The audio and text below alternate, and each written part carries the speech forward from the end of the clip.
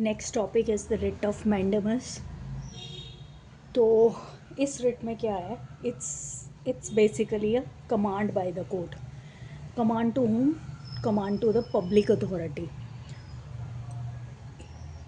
So points to be noted in this, the writ of mandamus is, it is not a matter of right.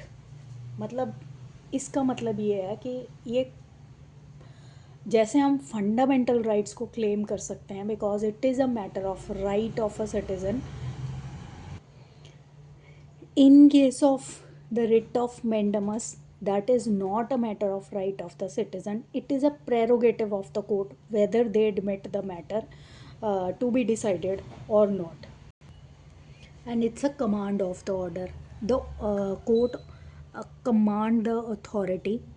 Authority, which authority? That should be a public authority to perform its function. तो problem क्या है यहाँ पे, matter क्या है the writ of mandamus?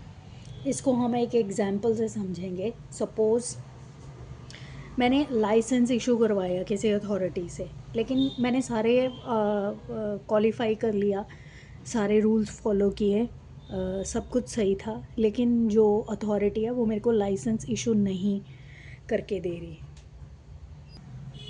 तो इस case में उस फंक्शन को इन्फोर्स करवाने के लिए जो पार्टी एग्रीव्ड है वो रिट ऑफ मैंडेमस फाइल करेगी, जहाँ पे वो क्लेम करेगी the party wants the court to command the public authority to perform its functions properly.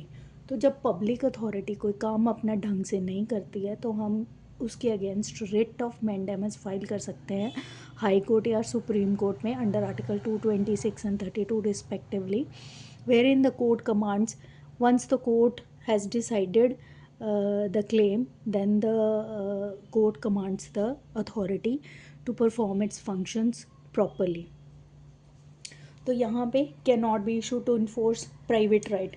अगर सपोज किसी पार्टीज़ का अपना मैटर है जो which is not in regard to the public authority और public function, there we can not go in the writ of mandamus. तो ये कहाँ पे कौन से मैटर्स में द रिट ऑफ मैंडेमस जाएगी? कोई भी इशू है जहाँ पे कोई ऑल्टरनेटिव रेमेडी नहीं प्रोवाइडेड है, किसी प्राइवेट पर्सन के अगेंस्ट नहीं हो सकती mandamus. Duty must be mandatory in nature, discretion can not B enforce. और सपोज पब्लिक अथॉरिटी के पास डिस्क्रिशन है कि वो उस फंक्शन को करे या ना करे, तो वहाँ पे इन्फोर्स नहीं करवाया जा सकता through the writ of mandamus. Mandamus can be filed only against the issue where the function is mandatory in nature to be performed by the public authority. Duty कौन सी इन्फोर्स करवा सकते हैं? Which is public in nature, which is cast by law. Statutory duty हो किसी authority की. Private right can not be enforced. Order of mandamus is continuous in nature.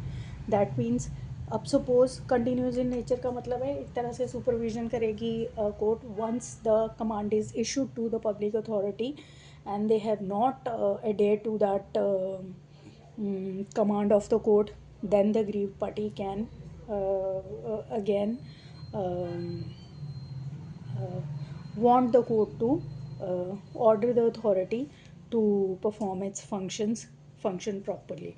If once the court is satisfied that on the application of the aggrieved party that despite its order being passed by the court under the writ of mandamus, the authority has not